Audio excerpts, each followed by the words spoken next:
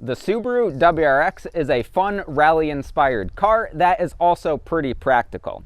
Because of this, it's a popular choice among car enthusiasts. These cars are not exactly known for reliability though, and in this video, we're going to be going over what commonly goes wrong with the WRX. This video is going to focus on the 2002 to 2005 WRX, and it's going to teach you what commonly goes wrong. So if you have one, you could prevent failures, and if you're looking at one, you can know what to look for and learn what could go wrong with these cars. Let's jump right into it. The first three problems that I want to go over on this list all have to do with oil. And to start, I want to go over common oil leaks on these cars. Now, the first one is at the valve cover gasket, which is on the outer side of the head. This is a gasket that sometimes goes bad over time, and eventually they'll start leaking oil.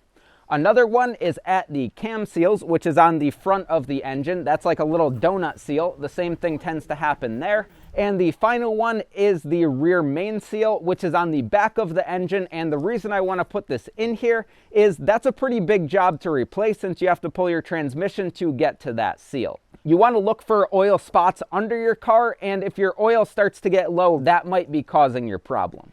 Number 2 on this list is oil consumption. Now, the EJ205 motors in these cars are known to consume a decent amount of oil. As we can see right here, in this one, we got a quart of oil just sitting in the engine bay ready to be used when it needs it. There are a few reasons for that. One of them is the turbo seals could go bad, in which case you'll start to eat through oil. You could get a new turbo or you could rebuild your turbo. The rings tend to wear out on these, and if you have really worn rings, you're going to be consuming oil because oil is going to be pulled through your crankcase into your combustion chamber and burned, and then you're going to be eating through oil. And in extreme cases, if your car has been tuned or if something goes catastrophically wrong, you could have your pistons fail, in which case you're going to be burning an extreme amount of oil. I have a picture of a ring gland failure up on screen now so you could see what the pistons look like if this happens. With that said, I want to hear from anybody who has a WRX out there, and let us know down in the comments below how much oil your car burns through. And number 3 on the list is spun bearings. Now, this happens if you run your motors low on oil, or if you track them and you're doing high sustained G's and the oil is sloshing from one side of the pan to the other, and your motor basically doesn't get the oil through it that it needs to stay lubricated. This could cause spun bearings, in which case you're going to get dreaded rod knock, and your engine's basically going to be toast, and you're going to need to either rebuild or put a new one in there. But there are a few things to do to prevent these problems. The first is check your oil every gas stop. It says right in your owner's manual that you should be doing that, and you really should with these. It's no joke. If you run them low on oil, you're going to have big problems. Other things you could do to prevent these problems is run an aftermarket oil pickup tube. This will basically get oil to and through your engine more reliably so you don't have issues. And you also should be doing very frequent oil changes on these engines. So that wraps up the oiling problems that are pretty common with the EJ205s, but it does not wrap up the engine problems. So there is a known problem with these cars that the cats in the up pipes tend to break apart and sort of get sucked into the turbo, and in that case your turbo will basically be toast. Now, the up pipe is the exhaust piece that runs from below the engine, since you have a head on both sides, up to the turbo. And there's a cat in that from the factory. Once again, that thing's known to break down, get sucked into your turbo, and destroy your turbo. To fix that, you could run an aftermarket up pipe that doesn't have a cat. Then you're going to have a more free-flowing exhaust, but you want to make sure that you're still compliant with emissions if you do that. Before we get into the next one, I wanted to say thank you for watching this video. If you want to support the channel more and get some awesome stuff, I have my store linked below with a bunch of car enthusiast related items that I personally make. Now, let's get back into it.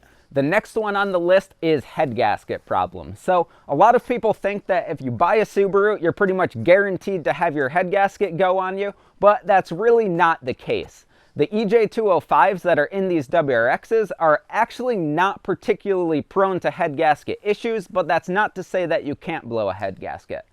The designs on these are actually pretty good. They have a pretty strong head gasket, and also if you warm up your car, you let it get up to temperature evenly and you don't beat on it when it's cold, and if you don't overheat your engine, these things are not extremely prone to head gasket issues.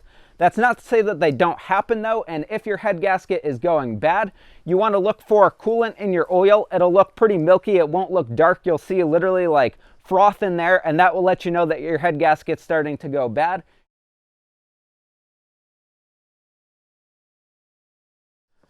Next on the list is timing belt and water pump failures. Now, these are maintenance items. They're not necessarily problems, but if you don't keep up with maintenance, they do become a problem. These engines are interference engines, which means if your timing belt breaks, your valves are going to be kissing your pistons, and they're going to bend, and you're going to need to replace your heads or at least rebuild them. To prevent this, you should be doing regular maintenance on these cars. You should be replacing your timing belts about every 90,000 miles or 6 years. And when you're in there doing your timing belt, your water pump is right there. So I would probably just replace it even if it's not leaking or showing signs of wear. I do have a video coming out on the channel soon that will show you how to check your timing belt in more depth, but you could remove a cover right down there and inspect your timing belt and see the condition that it's in. Now, that's going to wrap up all the major components that commonly fail on these engines, and that's going to bring us into other little things with these engines. So these cars are old at this point, which means all your rubber hoses are going to start to get brittle and they're going to have broken down over time. So don't be surprised if you start getting little leaks on different hoses. They're pretty easy to replace, but basically they get brittle and crack. Your radiators are along those same lines. They get brittle and tend to crack easier. And sensors on these cars will tend to start failing because at this point, these cars are almost 20 years old. And just having sensors work for that long is asking a lot, and some things will tend to fail. Now, common things to fail on these are things like O2 sensors, NOx sensors. On my car, which also has the EJ205 in it, the idle air control valve was just replaced. So just keep in mind that things will start to go wrong because, once again, these are older cars.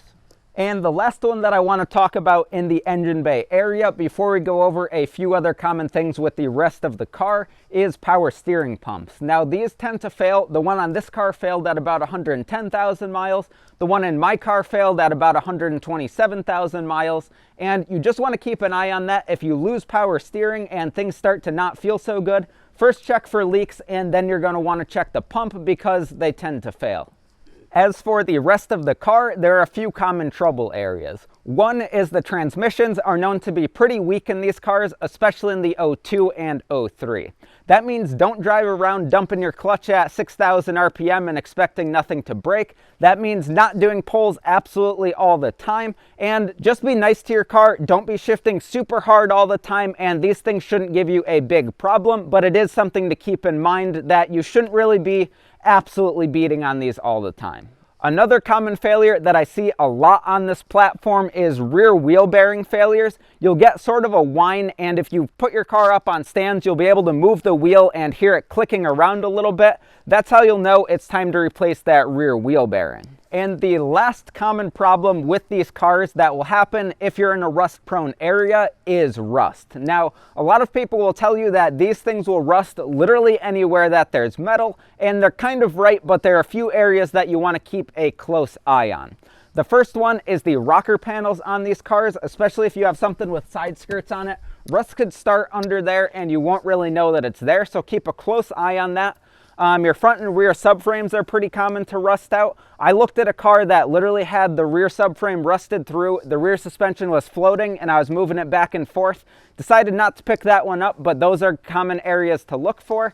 And then, especially on wagons, you want to look at the rear shock tower because that commonly rusts out. Now, obviously, if you're looking at one of these cars, look over everywhere. There's a lot of places that rust could start, and if you have one of these cars, you really need to keep the cars clean, especially if you're in a rust-prone area, and this will prevent them from rotting out and becoming really bad. And so guys, with that, that's going to wrap up this video. If you have or have had a WRX, let us know down below what has gone wrong with your car. Don't forget to like this video if you've enjoyed it, subscribe for more, and I hope you stick around for the next one. Take care.